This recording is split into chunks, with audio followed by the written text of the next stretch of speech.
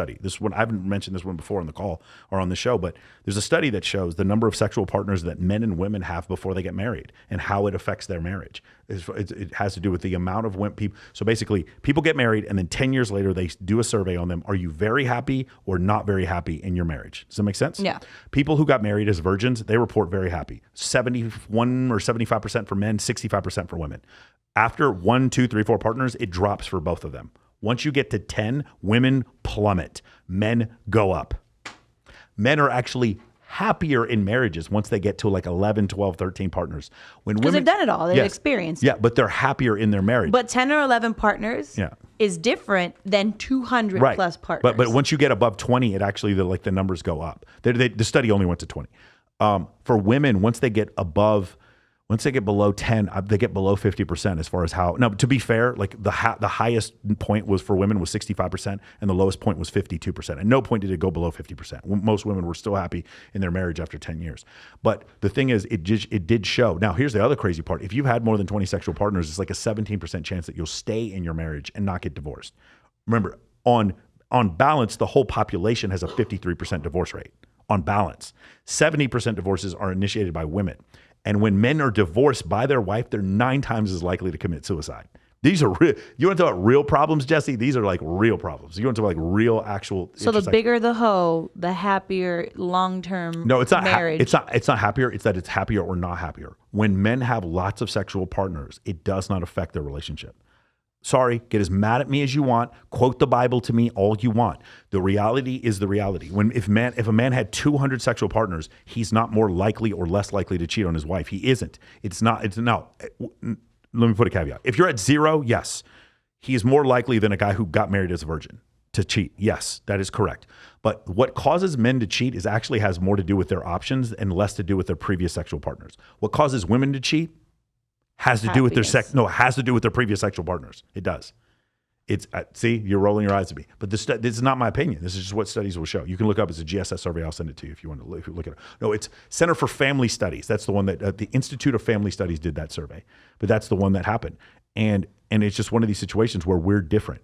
I'm not saying men should get a free pass. What I'm telling you is that if you go off and fuck some other dude, it has more likely, on balance, a greater likelihood of it affecting your relationship than if he 100%. than if a dude goes off and fucks some other girl. It could most likely have 0 effect on your relationship. See, again, you're looking at me like I'm crazy, but deep down this is true. It's 100% true. Yeah, it's not right though. I agree that but whether or not it's right. The last time that we were here and we were talking about sex, every single one of the live comments were, "Oh, these whores and these." Yeah, don't pay attention to them. That's exactly what it is, though. Those are YouTube commenters, though. But that's exactly what it truly is. If I were to tell you my number was above 100, not you, because you're smart enough to know different. Yeah. But most people would be like, "Oh my God, she's a whore." Now, if I were to tell you my number was 5, you'd be like, "Oh, she's a good girl."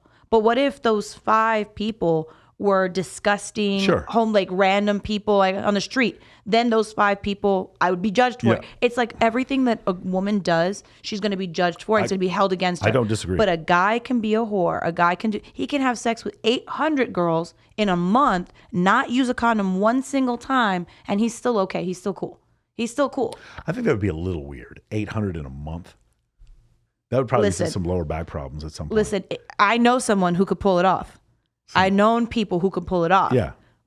But that guy doesn't have to use a condom, and he's still cool. No one's judging him. Whenever you have to complain about men, you just keep looking at your boyfriend over here. And I just think this is a little bit unfair that you keep doing this. He's so good looking. Yeah. It's the pussy's being thrown at him 24/7, right?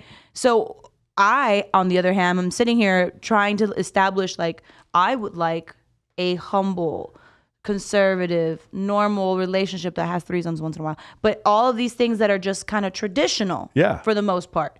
And everyone looks at me like because I do OF or because I must be a whore. No, actually, so you're not. No, I agree with you, but that's not why they're saying that. They're saying that because you're pretty and you have curves. It's not because you do OF. Do you understand? What is the problem with having a curve? I don't understand. We're having two different conversations. What I believe and what the world believes are two different things. One of the reasons why a lot of girls just went ahead, like the Caitlin Runks and the Lindsay Palaces eventually broke down and did OnlyFans, is because people thought they were whores anyway. Do you understand?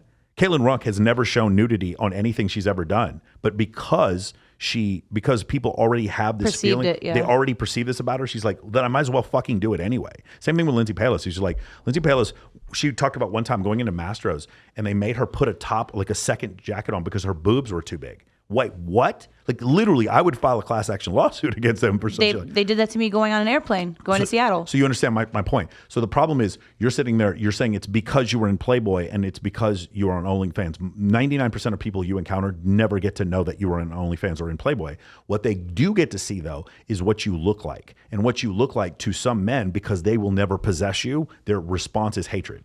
Does that make sense? Yeah. That's actually more where it comes from. Like if you weren't attractive and didn't have curves and weren't appealing to men, then they wouldn't be doing this. See what I'm saying? In what world does that make sense? It's nothing that makes sense. Well, it makes sense when you realize these men are hopeless. Let's go back to the original.